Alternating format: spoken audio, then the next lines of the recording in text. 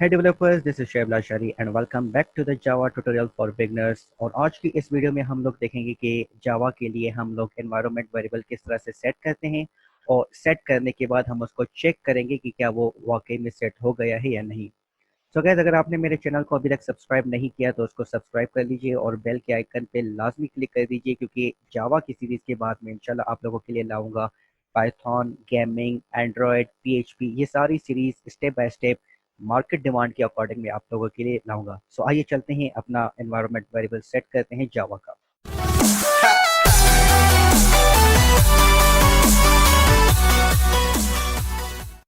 तो सबसे पहले चेक करते हैं कि क्या हमारा जावा का जो एनवायरनमेंट वेरिएबल है वो ऑलरेडी सेट है या नहीं है।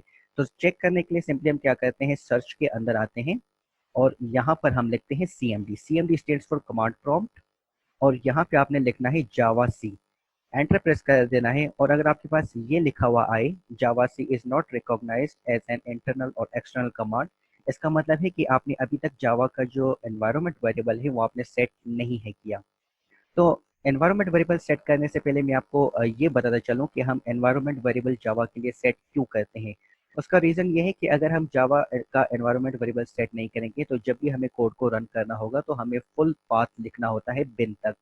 तो हर दफ़ा कोड को चेक करने के लिए हमें वो बड़ा सा पाथ लिखना पड़ता है, जो कि हमें काफ़ी दफ़ा इरिटेट करता है। दैट्स वाई हम क्या करते हैं, एनवायरनमेंट वेरिएबल बना देते हैं और फिर जब भी हम चाहें और without entering the full path of JDK हम अपने प्रोग्राम्स को इजीली चला सकते हैं। सो सबसे पहले आपने क्या करना है, माई कंप्यूटर के अंदर आना है, सी ड्राइव के अंदर आना है और प्रोग्राम फाइल्स के अंदर आपने आना है और यहाँ पे होगा जावा। हो सकता है कि आपने जो JDK को इंस्टॉल किया है वो किसी और डायरेक्टरी में किया है। सो जिस भी ड्राइव के अंदर आपने किया है तो उसके अंदर आपने JDK के अंदर जाना है और फिर आपने बिन के अंदर जाना है। अब सिंपली आपने क्या करना है, ये जो ऊपर पाथ आपको लिखा हुआ नजर आ रहा है इसको आपने कॉपी कर लेना है राइट क्लिक करके। कॉपी करने के बाद आपने सिंपली क्या करना है, माई कंप्यूटर के ऊपर राइट क्लिक करना है और यहाँ पे एडवांस सिस्टम सेटिंग्स पे क्लिक कर देना है।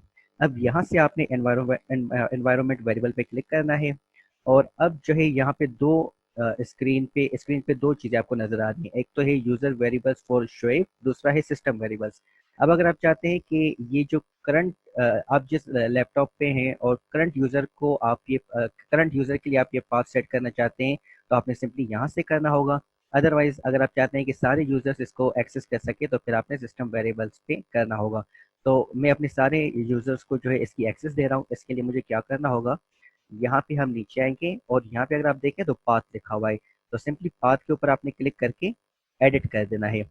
एडिट करने के बाद आपने कीबोर्ड से राइट की को प्रेस करना है, राइट एरो की को, ताकि आप यहाँ पे एंड में आ जाएं और यहाँ पे आपने सिंपली सेमीकोलन लगाना है और वो जो पाथ आपने कॉपी किया था उसको आपने पेस्ट कर देना है। शॉर्टकट के थ्रू कंट्रोल को पकड़ के वी करें या फिर राइट क्लिक करके यहाँ पे आप पेस्ट कर दें। उसके बाद सिंपली आपने ओके कर देना है। ओके करने के बाद अगेन यहाँ से भी आपने ओके कर देना है एंड देन अगेन ओके कर दें और उसके बाद हम इसको क्लोज कर देते हैं। अब वापस आते हैं अपने कमांड प्रॉम्प्ट के अंदर और चेक करते हैं कि क्या हमारा एनवायरनमेंट वेरिएबल सेट हो गया है। सो जैसे ही मैंने जावा सी करके एंटर प्रेस किया तो यहाँ पे देखिए अभी तक मुझे ये कह रहा है कि जावा सी इज नॉट रिकॉग्नाइज्ड। इसका रीज़न ये है कि कमांड प्रॉम्प्ट मेरी पहले से ही खुली हुई थी, तो यहाँ पे जो सिस्टम वेरिएबल्स थे वो पुराने वाले थे। सो अब मुझे इसको क्लोज करना होगा और एक दफ़ा दोबारा कमांड प्रॉम्प्ट को मुझे ओपन करना होगा और फिर हमारा जो जावा सी है वो रिकॉग्नाइज हो चुका होगा। तो जैसे मैंने एंटर प्रेस किया तो ये देखिए कंप्लीट आपके पास ये लाइन आ गई है। इसका मतलब है कि आपका जो एनवायरनमेंट वेरिएबल है वो परफेक्टली सेट हो चुका है। तो गाइस, आज की वीडियो के लिए इतना ही है, मिलते हैं अगली वीडियो में, तब तक अपना ख्याल रखिएगा। अल्लाह हाफिज़।